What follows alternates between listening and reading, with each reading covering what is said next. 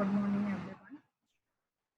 In the last lecture, we have seen the concept of hidden surface elimination, and we have understood the concept that these algorithms follow two approaches: object space method and image space method.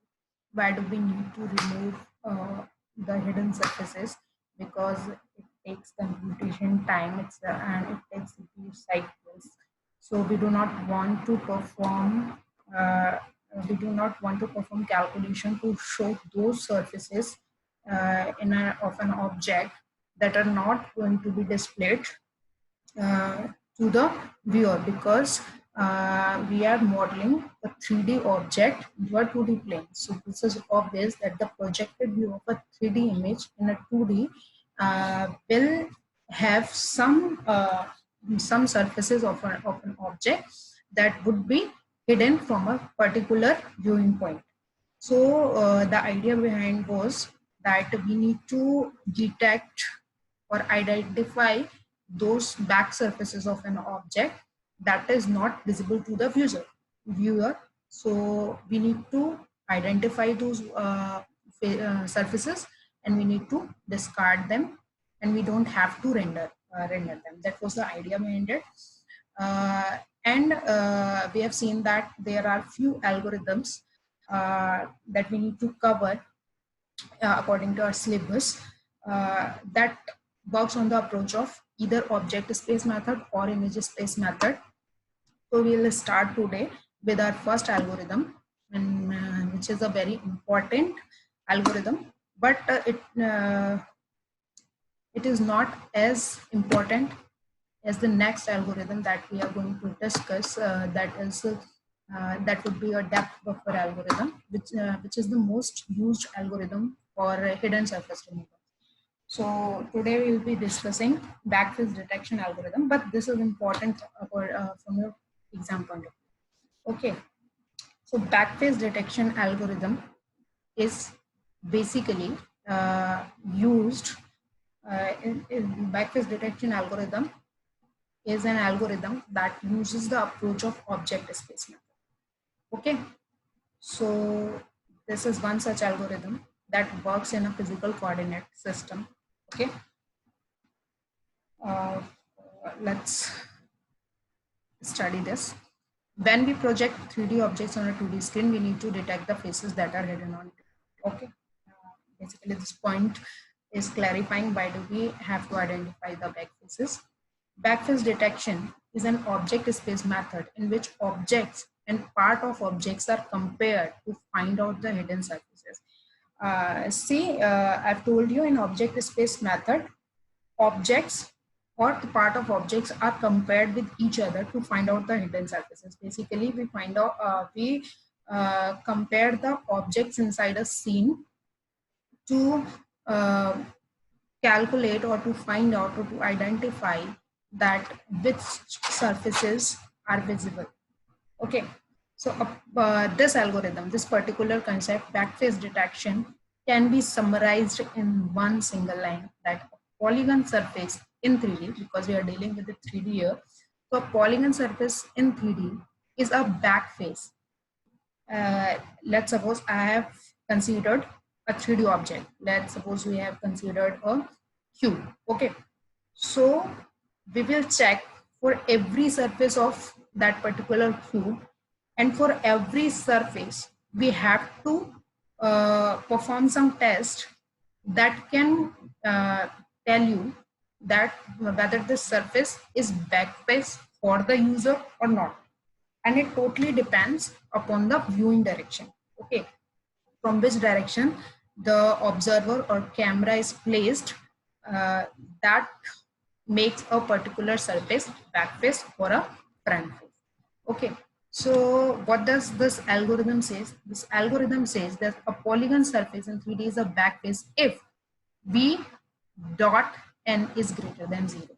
v dot n is greater than 0.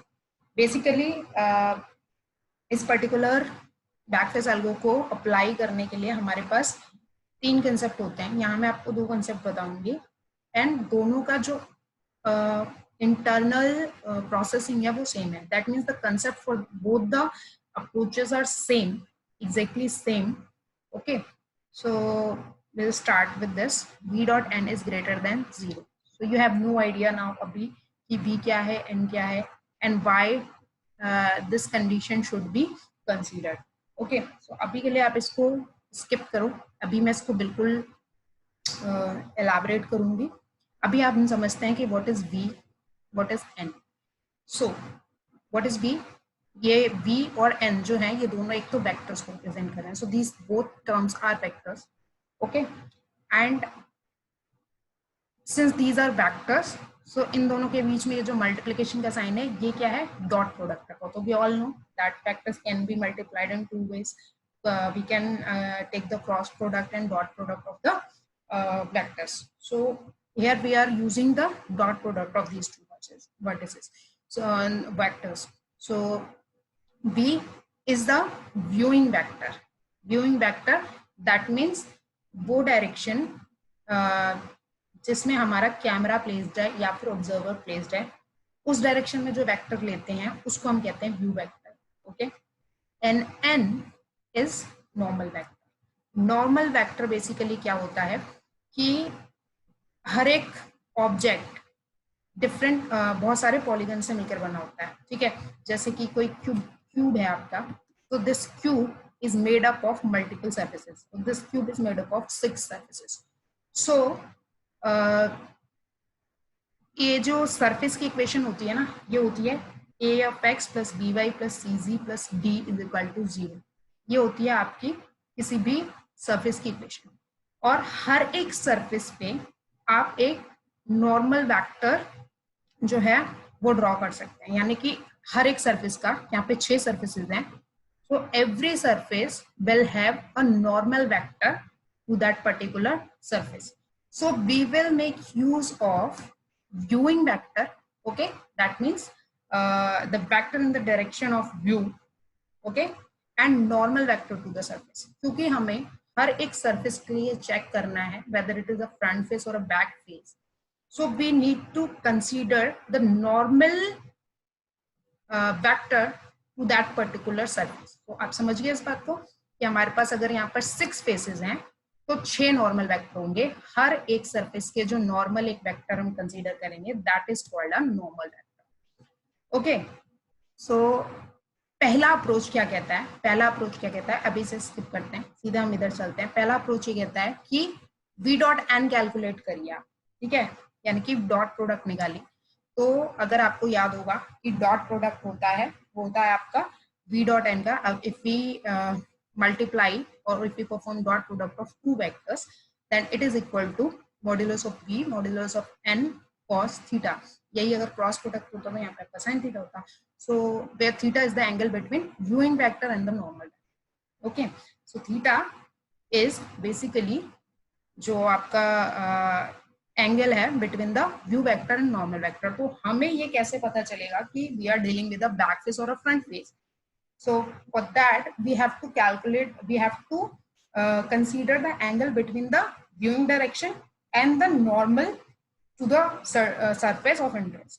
Okay, where theta is the angle between viewing vector and normal vector. For a surface to be detected as back face, theta should be between 0 and 90 degrees. Okay, so हमने इस particular concept से ये समझा कि अगर हम इसका dot product निकालें और जो cos थीटा है, इसमें अगर थीटा की वैल्यू 0 और 90 डिग्री के बीच में या बराबर होती है, स्टार्टिंग फ्रॉम 0 to 90 डिग्री है, देन वो जो सरफेस होगा यानी कि व्यू वेक्टर और नॉर्मल सरफेस के बीच में अगर 90 डिग्री तक का एंगल बन रहा है starting from 0, that surface would be a back face from the camera point of view और from the viewer's point of view. Okay, so वो हमें दिखाई नहीं पड़ेगा. और अगर 90 डिग्री मतलब उस सरफेस के अपीयर होने के लिए, ठीक है, उस सरफेस के डिस्प्ले होने के लिए इट इज नेसेसरी कि जो नॉर्मल वेक्टर और आपका व्यूइंग वेक्टर है उसके बीच का जो एंगल होता है that has to be greater than 90 degree. Okay, so मैं आपको एक एग्जांपल से यहाँ समझाने की कोशिश करती हूँ. सी, ये हम कोई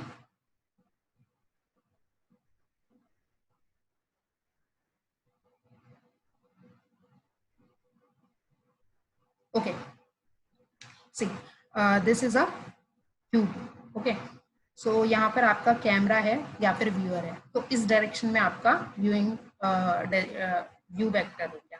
मैं यहाँ पे ये जो व्यू वेक्टर बना रही हूँ ना, ये आपका फ्रंट फेस की तरफ है। That means the observer is facing this particular surface, जो ये पहला वाला सरफेस है, और मुझे चेक करना है इस सरफेस के लिए जहाँ पे मैंने नॉर्मल वेक्टर बनाया, क्योंकि मैंने नॉर्मल वेक्टर उसी का बनाना है जिस सरफेस को मुझे चेक करना है। ओके, सो आप ये समझ लीजिए कि जो व्यू वेक्टर है, मतलब जो ऑब्जर्वर है, it is sitting in front of this particular face.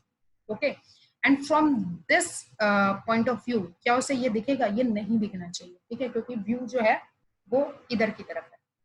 तो ये फ्रंट फेस है, क्लियरली हमें दिख रहा है, और ये बैक फेस है। पर मैथमेटिकली हम इसे कैसे प्रूव करेंगे? मैथमेटिकली प्रूव करने के लिए आप देखिए ये जो नॉर्मल वेक्टर, और नॉर्मल वेक्टर हमेशा आप ध्यान रखना कि जो नॉर्मल होगा that is always pointing outwards, ठीक है। सो ये एग्जैक्टली सरफेस पे 90 डिग्री आउटवर्ड्स होगा। तो यहाँ पे जो मैं नॉर्मल वेक्टर बनाऊंगी वो इधर की साइड पॉइंट करेगा, इधर की साइड नहीं ऑब्वियसली, तो इधर साइड करेगा। अगर मैं इस वाले को कंसीडर करूँ जैसे यहाँ पे है, तो नॉर्मल वेक्टर ये outward, it is facing outward to the surface. So this is the normal vector, this is the viewing vector, this is normal vector. So in this case the angle between view vector and normal vector is 0 degrees. Okay, अगर मैं ये मान के चलूँ कि पूरी एक straight line सी बना रहा है कि व्यू डायरेक्शन में, और ये जस्ट एकदम ऑपोजिट डायरेक्शन में जा रहा है, मतलब व्यू डायरेक्शन की तरफ ही आपका नॉर्मल वेक्टर है, तो ये 0 डिग्रीज बना रहा है। तो 0 डिग्री में आप देख रहे हो ये चीज तो आपको दिखनी नहीं है, क्योंकि नॉर्मल वेक्टर इधर है, तो ये आपको दिखना नहीं है ना। अब इसी में थोड़ा और आगे बढ़ते हैं। अगर मैं इस ऑब्जेक्ट को रोटेट करूं, या फिर सिर्फ इस वेक्टर की बात करते हैं, इस वेक्टर की बात करूं, तो मैं अब फ्रंट फेस की बात कर रही हूँ। तो फ्रंट फेस पे क्या है? व्यू अभी भी यहीं पे बना हुआ है, और नॉर्मल वेक्टर इधर है। तो हमने जो थीटा है वो 0 से उठा करके अब 90 डिग्री कर दिया। ओके, ये मैंने रोटेशन दिखाया है वह कि मैं इस पूरे ऑब्जेक्ट को अब इस तरीके से रोटेट कर रही हूँ, ठीक है। तो राइट ये क्लॉकवाइज में डायरेक्शन में रोटेट करूँ तो मेरा एन अप इधर की तरफ पॉइंट करेगा। सो अब जो एंगल बन रहा है between the viewing vector and the normal vector, this is 90 degree. तो ये भी आपको विजिबल नहीं होने वाला। अगर आप सामने खड़े हैं तो आपको ऊपर की चीज ऐसे इस तरीके से नहीं दिखेगी, ठीक है। अब अगर आप और इमेजिन करो तो ये आप थोड़ा सा और रोटेट करो, यानी कि as you start rotating the object such that the angle between n and v is greater than 90 degrees. तो अगर मैं इसको घुमा दूं, इधर की तरफ मैं घुमा दूं और ऐसे लेके आऊं, पूरा घुमाते हुए इस पर्टिकुलर सरफेस पे लेके आऊं, तो यहाँ पर जो नॉर्मल वेक्टर खिंचेगा, ठीक है, इधर देख लीजिए आप फिगर से, शायद आपको समझ में आए कि मैंने पूरा रोटेट कर दिया और अब मैं स्पेस पे आ चुकी हूँ। तो नॉर्मल वेक्टर स्पेस के लिए क्या आ रहा है? इधर की साइड आ रहा है, और व्यू वेक्टर इधर की साइड आ रहा है। तो एग्जैक्टली यहाँ पर जो है 180 डिग्रीज का एंगल बन रहा है। अगर हम 90 से स्टार्ट भी कर देंगे, ठीक है, तो 90 से आगे आगे जैसे बढ़ता जाएगा, उस पर्टिकुलर सरफेस पे जब आप नॉर्मल वेक्टर खींचोगे तो आपको कुछ पोर्शन जो है उस सरफेस का दिखाई देने लगेगा।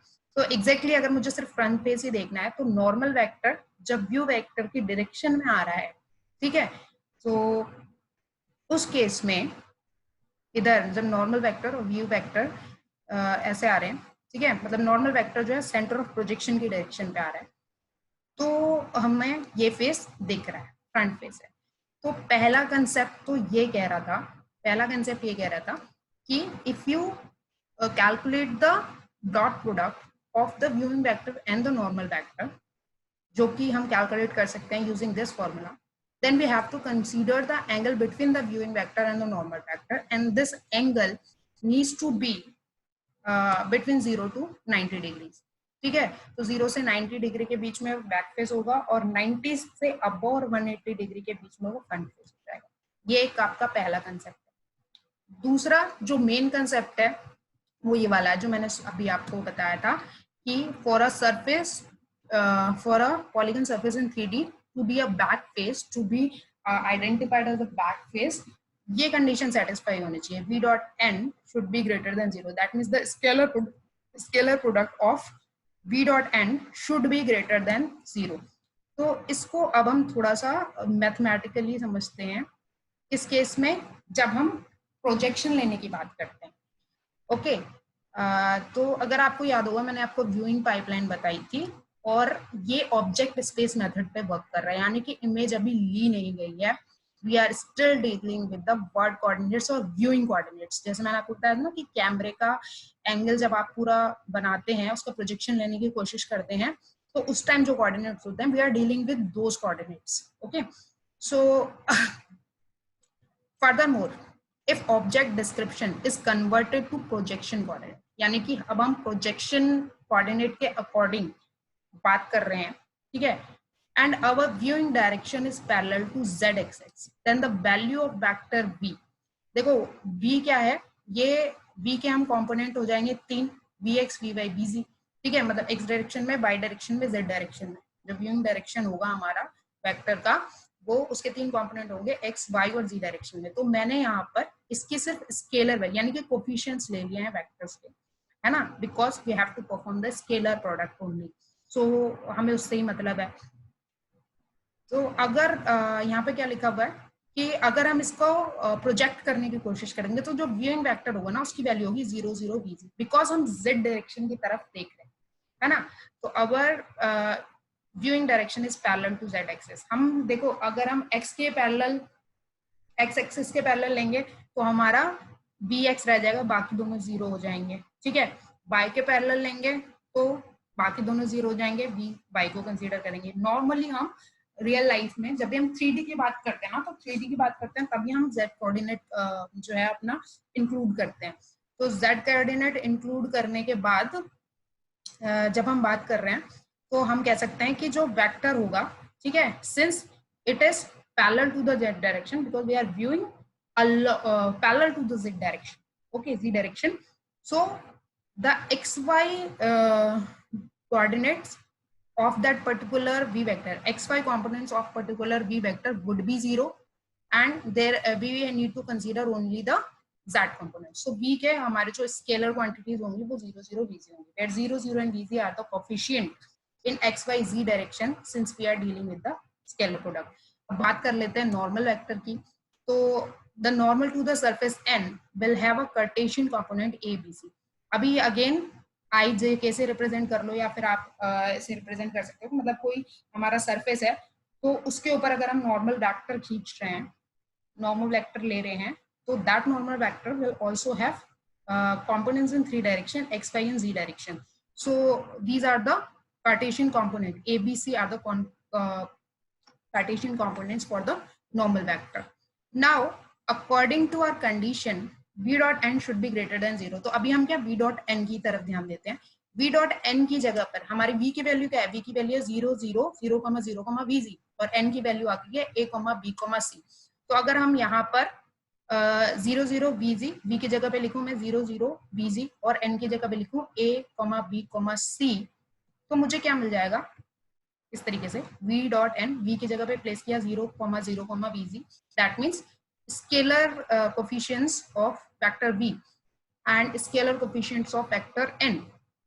सो इन दोनों को आप मल्टीप्लाई करेंगे तो you will get v dot n is equal to vz c, ठीक है, ये आ जाएगा आपको।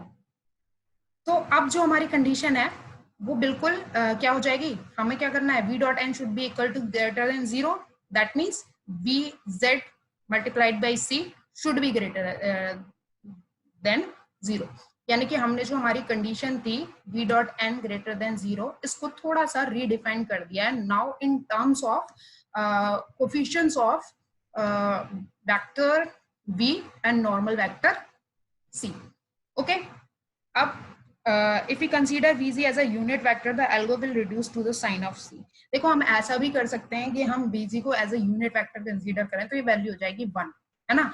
तो अब हमारा सिर्फ c ही c रह जाएगा, यानी कि हमें अब c पर ही पूरा डिपेंडेंट होना है कि c के साइन पे आपका डिपेंड करेगा। अब c इज ग्रेटर देन 0 का क्या मतलब है कि c पॉजिटिव है ना। तो अब हमें यहाँ पर चेक करना पड़ेगा कि c का साइन क्या है, नेगेटिव है या पॉजिटिव है। उसके बेस पर हम ये पता कर सकते हैं कि कोई पार्टिकुलर जो सरफेस है वो आपका बैक फेस है या फ्रंट फेस है, ओके। तो इसके लिए हमने सिंप्लिसिटी के लिए vz को यूनिट वेक्टर मान लिया है। आप नहीं मानना चाहते तो इट्स फाइन, ठीक है। अभी हम VZ को यूनिट वेक्टर अगर नहीं मान के चल रहे हैं तो आप देखिए यहाँ पर एक जनरल कंडीशन ये लिखी गई है कि BGC should be greater than 0। अगर ये कंडीशन सेटिस्फाई हो गई तो हम कहेंगे कि बैक फेस है। तो यहाँ पर भी आपका एक कैच है, वो ये है कि हम राइट हैंडेड सिस्टम की बात कर रहे हैं या हम लेफ्ट हैंडेड सिस्टम की बात कर रहे हैं। ठीक है, तो अगर आपको पता है नहीं पता है तो आप थोड़ा सा इसको गूगल करके देख लीजिएगा कि जो हमारा कोऑर्डिनेट सिस्टम है ये हम लेफ्ट हैंड साइड भी लिख सकते हैं और राइट हैंड साइड भी लिख सकते हैं इस तरीके से। तो अगर हमारा राइट हैंडेड कोऑर्डिनेट सिस्टम है, बहुत ज्यादा डिटेल में जाने की जरूरत नहीं है, आपको बस इतना समझना है कि अगर हम राइट हैंडेड कोऑर्डिनेट सिस्टम का यूज कर रहे होते हैं तो हमारा जो व्यू डायरेक्शन होगा that would be along negative Z axis. ठीक है, याद रखने वाली क्या बात है, the view would be along negative Z axis. See, in RHS viewing is along negative z axis। तो यहाँ पर आप देख लीजिए कि ये let's suppose this is the right handed system, तो हम इधर खड़े हैं तो हम इधर की तरफ देख रहे हैं। तो बेसिकली राइट हैंडेड सिस्टम में आप ऑब्जर्वर यहाँ है और ये देख रहा है ऑपोजिट। सो ये याद करने वाली चीज है आपकी, in right handed system the view would be along negative Z axis. तो अगर व्यू वेक्टर में हम नेगेटिव जेड एक्सिस को कंसीडर कर रहे हैं, दैट मीन्स हमारा जो वेक्टर है 0,0,BZ वो अब 0,0,BZ ना होकर हो जाएगा 0,0,-B। ठीक है, क्योंकि हम यहाँ पर बात क्या कर रहे हैं, नेगेटिव जेड डायरेक्शन की। तो अब मैंने जो हमारी ये वाली इक्वेशन थी ये वाली, इसमें अगर हम राइट हैंडेड सिस्टम को कंसीडर कर रहे हैं तो वहां पर BZ की जगह पर हमारा क्या आएगा, नेगेटिव ऑफ BZ। तो ये पूरी कंडीशन हो जाएगी आपकी V dot N is equal to minus BZ/C। Okay, अब हमें क्या करना है, हमें करना है कि V dot N should be equal to 0। तो अगर ये ऑलरेडी नेगेटिव है तो अब सब कुछ किस पर डिपेंड कर रहा है, C पर। इस वैल्यू को हम जब पॉजिटिव कर देंगे, यानी कि इस वाले टर्म को, राइट हैंड वाले साइड वाले टर्म को अगर हम इसको पॉजिटिव साइन में कन्वर्ट कर देंगे, इसका मतलब है कि हमारी ये कंडीशन सेटिस्फाई हो जाएगी that V dot N is greater than equal to 0। और इसको फुलफिल होने के लिए that means V dot N should be equal to greater than 0। और इसकी वैल्यू हमारी क्या है, माइनस V डॉट C। तो ये ऑलरेडी नेगेटिव है।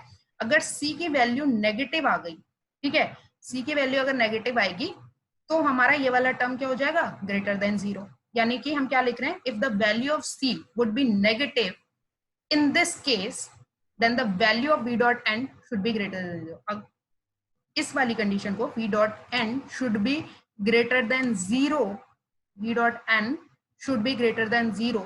तो सेटिस्फाई होने के लिए इन राइट हैंडेड सिस्टम हमारे पास क्या कंडीशन है कि C की वैल्यू क्या होनी चाहिए, नेगेटिव। अगर C की वैल्यू नेगेटिव हो जाएगी तो negative multiplied by negative would be a positive. तो उस केस में हमारा ये वाला टर्म जो है वो ये वाली जो इक्वेशन है वो सॉल्व हो जाएगी, मतलब सेटिस्फाई हो जाएगी condition. So the surface would be treated as a back face. Just opposite होता है आपका LHS में, यहाँ पर जो व्यू होता है that would be along positive z axis. ठीक है, so in left handed system the direction would be along positive z direction. तो उस केस में जो हमारा व्यूइंग वेक्टर होगा उसका जेड कंपोनेंट वो पॉजिटिव ही रहेगा। अगर पॉजिटिव रहेगा तो ये बड़ी ऑब्वियस सी बात है कि अगर ये ऑलरेडी पॉजिटिव है तो C की वैल्यू क्या होनी चाहिए, पॉजिटिव होनी चाहिए to for condition to be satisfied. Okay, I hope आपको समझ में आ रहा है, नहीं तो आप रिपीट करके वीडियो देख लेना, you will get this. So we have concluded that in right-handed system, when viewing is along negative z-axis, the surface polygon is backface if the z component of its normal vector n is negative, है ना। तो यही तो बोला हमने कि negative RHS में हमारे ये ऑलरेडी नेगेटिव है। तो अगर नॉर्मल वेक्टर का जो C कंपोनेंट है, ठीक है, अगर वो लेस देन इक्वल टू 0 होगा तो ये दोनों मिल करके जो है टर्म वो ग्रेटर देन 0 हो जाएंगे। तो हमारी जो कंडीशन है V dot N should greater than 0 वो हमारी सेटिस्फाई हो जाएगी, है ना। तो ये लिखा हुआ है RHS, the viewing is along negative z axis, the surface polygon is back face if the z component is normal vector is negative, and for LHS when viewing is along positive z axis the surface of polygon, तो surface अगर हमारा हम देख रहे हैं positive z direction में, तो हमारी जो कंडीशन है वो पूरी तरीके से रिड्यूस हो गई इस बात पे कि जो नॉर्मल वेक्टर है उसका जो डायरेक्शन कोफिशिएंट है z डायरेक्शन कोफिशिएंट है दैट इज c, उसका साइन क्या है, ठीक है। तो उसकी वैल्यू अगर ग्रेटर देन इक्वल टू 0 है, that would satisfy the condition for a surface to be a back face, c is greater than equal to 0 हो जाएगा। Okay, I hope this is understood. इसको थोड़ा सा एक फिगर से मैं आपको समझा देती हूँ। Let us consider a triangular surface whose visibility needs to be decided। हमारे पास ये कुछ इस टाइप का स्ट्रक्चर है और व्यू इधर से देखना है, तो आप इमेजिन करिए, या मैंने यहाँ पे थोड़ा सा ड्रॉ करके दिखाने की कोशिश करी है। I have taken the right handed system, ठीक है, कोई फर्क नहीं पड़ता, आप लेफ्ट हैंडेड सिस्टम लीजिए, राइट हैंडेड सिस्टम लीजिए, ये सारा कुछ अब डिपेंड करता है सी के वैल्यू पर, है ना। तो यहाँ से व्यू मतलब कैमरा इधर की तरफ प्लेस है आपका, ये आपका आपको दिख रहा है अभी, ये फ्रंट फेस है, ये बैक फेस है, that means this face should be rendered and this face should be discarded. So अगर आप देखो यहाँ पर हर सरफेस का नॉर्मल वेक्टर है, तो मैं इस सरफेस की बात करती हूँ, यहाँ पर नॉर्मल वेक्टर और व्यू वेक्टर दोनों ऑपोजिट डायरेक्शन में, दैट मीन्स आप ये कह सकते हैं कि if the normal vector is facing towards the centre of projection और facing towards the view vector, और फ्रंट फेस आप देखिए नॉर्मल वेक्टर इधर है और व्यू वेक्टर इधर है, दोनों ऑपोजिट साइड में है, यानी कि normal vector is pointing towards the centre of projection, है ना। अगर आपको याद हो पर्सपेक्टिव प्रोजेक्शन में सेंटर ऑफ प्रोजेक्शन किधर होता था, या तो कैमरा पे ही मानते हैं हम सेंटर ऑफ प्रोजेक्शन, या फिर ह्यूमन आई को मानते हैं सेंटर ऑफ प्रोजेक्शन, तो जहां से देखा जा रहा है वहां सेंटर ऑफ प्रोजेक्शन होगा। सो if the normal vector is pointing towards the centre of projection, तो हम कहेंगे कि फ्रंट फेस है। और अगर normal vector is facing away from the view vector, ये व्यू वेक्टर है और व्यू वेक्टर की ही साइड पे आपका नॉर्मल वेक्टर जा रहा है, तो ये वाले जो एरो हैं ये दोनों एक ही साइड में, सिमिलर साइड पे, तो ये बैक फेस हो गया, और ये दोनों पॉइंट कर रहे हैं बिल्कुल ऑपोजिट, तो ये आपका फ्रंट फेस माना जाएगा। ओके, तो each surface has a normal vector n if this normal vector is pointing in the direction of centre of projection. Centre of projection कहाँ है, जहां पर आपका व्यूअर खड़ा हुआ है, यानी कि व्यूइंग वेक्टर की डायरेक्शन में। So if the normal vector is pointing in the direction of centre of projection then it is front face and can be seen by the viewer. और if the vector is pointing away from the center of projection, जैसा कि आप यहाँ पे देख रहे हैं, ठीक है, ये व्यू वेक्टर है और नॉर्मल वेक्टर इधर है, यानी कि सेंटर ऑफ प्रोजेक्शन से ऑपोजिट मतलब दूसरी तरफ जा रहा है, दूर की तरफ जा रहा है, तो फिर हम कह सकते हैं इसको कि वो बैक फेस है और व्यूअर नहीं देख सकता। So that was the algorithm, ठीक है। इसको मैंने थोड़ा सा और समराइज करने की कोशिश करी है। Algo for left handed system, हम क्या करेंगे, एक पर्टिकुलर पॉलीगन के जितने भी सर्फेसेस हैं, we will compute normal vector for every face of the object if the z component, जो कि है हमारा c क्या है, z कंपोनेंट, तो if c is greater than 0, left handed system में क्या करना था हमें, ऑलरेडी vz जो है वो पॉजिटिव है, तो c की वैल्यू हमारी पॉजिटिव ही होनी चाहिए, तभी हमारी condition v dot n should be greater than 0 satisfy होगी, और तभी हमारा बैक फेस माना जाएगा। तो अगर c की वैल्यू पॉजिटिव है then a back face and don't draw it, अगर ऐसा नहीं है तो फेस क्या हो जाएगा, फ्रंट फेस हो जाएगा, क्योंकि कंडीशन हमारी फॉल्स हो जाएगी, मतलब सेटिस्फाई नहीं होगी। और राइट हैंड साइड में क्या होता है कि जो z कंपोनेंट है वो नेगेटिव होना चाहिए, क्योंकि vz ऑलरेडी नेगेटिव है, तो vz अगर ऑलरेडी नेगेटिव है, c की वैल्यू नेगेटिव होगी, तो दोनों मिलकर के मल्टीप्लाई करके पॉजिटिव हो जाएंगे, और हमारी जो v dot n is greater than equal to 0 condition है बैक फेस होने के लिए, वो सेटिस्फाई हो जाएगी। In this case it would be a back face, we will draw it, and otherwise front face होगा। I hope this is clear now. Now there are few characteristics, तो कुछ जो भी पॉइंट्स मैंने अभी तक आपको पढ़ाए हैं उसी में से मैं कंपाइल करके आपको बता दे रही हूँ कि it's an object space method. ये अभी हमने पढ़ लिया। कैसे आप पढ़ लिया, क्योंकि हमने देखा यहाँ पर हम या तो हम फिजिकल कोऑर्डिनेट्स पे काम कर रहे हैं, जो आपने पहला वाला जो पॉइंट कंसीडर किया था, v dot n is equal to v modulus of v multiplied by modulus of n multiplied by cos theta. ये एक्चुअल फिजिकल कोऑर्डिनेट्स की बात हो रही है, वर्ड कोऑर्डिनेट्स की बात हो रही है। या फिर हम बात कर रहे हैं जब हम उसका प्रोजेक्शन कोऑर्डिनेट्स ले ले रहे हैं, ठीक है, यानी कि व्यूइंग डायरेक्शन में जो कोऑर्डिनेट्स है उसकी बात कर रहे हैं, यानी अभी तक इमेज बनी नहीं है, so this is not a image space method, this is an object space. Second, roughly half of the faces of an object are back faces. This algo removes about half of the total polygon in a complex scene. देखिए back face जो होती है ना, ये काफी अच्छी algorithm नहीं मानी जाती है हिडन सरफेस रिमूवल के लिए। हिडन सरफेस रिमूवल के लिए अच्छी नहीं मानी जाती, पर इसका अपना एक फायदा है। क्या फायदा है, थर्ड पॉइंट भी समझ लो। It is used as pre processing algo for hidden surface removal. ये प्री प्रोसेसिंग स्टेप्स की तरह काम करता है। जैसे मैंने बोला आपको कि हमारे पास 3-4 एल्गोरिदम, इसके बाद हम पढ़ेंगे depth buffering. So those algorithms are more accurate for an appropriate hidden surface removal, but backface removal works in a pre-processing because in a complex scene. Just imagine एक बहुत ज्यादा कॉम्प्लेक्स सीन है जहां पर बहुत सारे ऑब्जेक्ट्स हैं, ठीक है, तो उन ऑब्जेक्ट्स में एक 3D अगर सीन को आप 2D में प्रोजेक्ट करते हैं तो ये होता है कि रफली हम कह सकते हैं कि जितने हाफ ऑफ द पॉलीगन्स होंगे उस सीन में वो बैक फेसेस ही होंगे, तो उनको ये हटा देगा, ठीक है ना, तो उनको ये हटा देगा। और ये कितना इजी हो गया आप इम्प्लीमेंट करने के लिए, ठीक है, इतना इजी हो गया आपका इम्प्लीमेंट करने के लिए कि आपको यहाँ पर कुछ नहीं देखना। अगर आप इसको यूनिट वेक्टर माने तो आपका सब कुछ जो है वो सी पर रिड्यूस हो गया।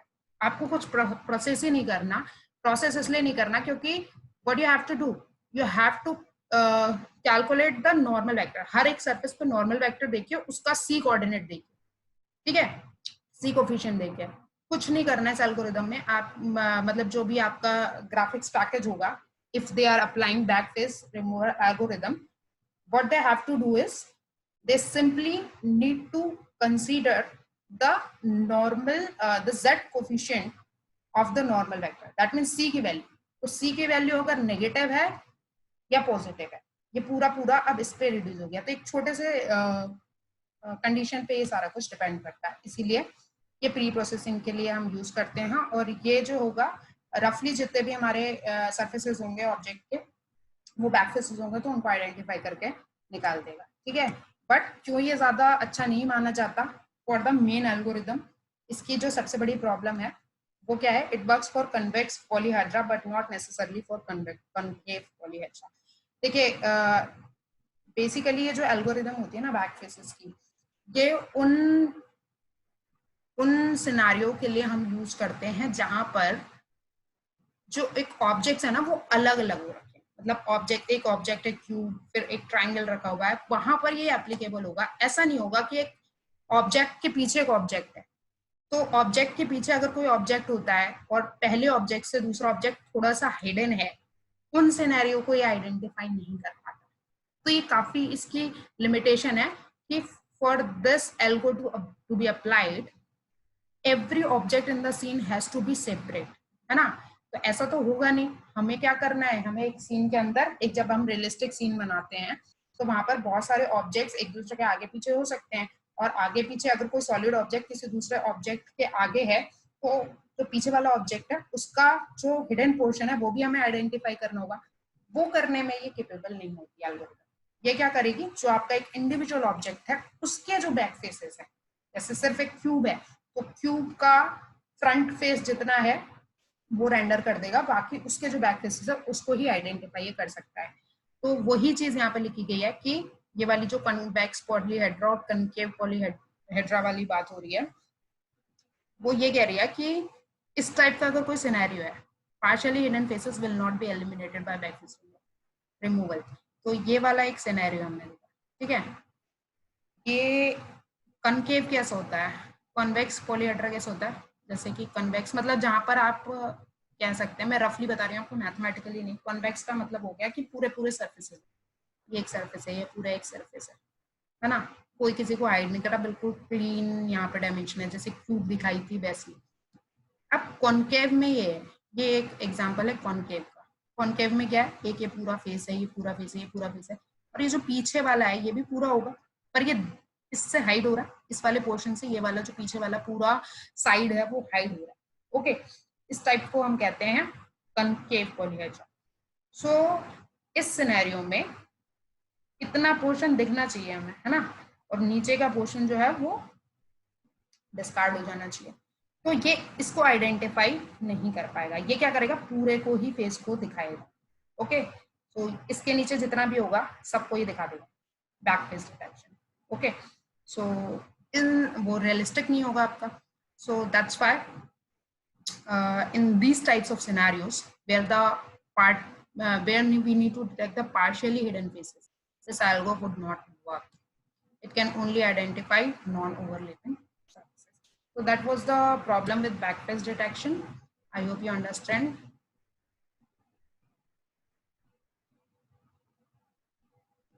In case of any doubt, please comment.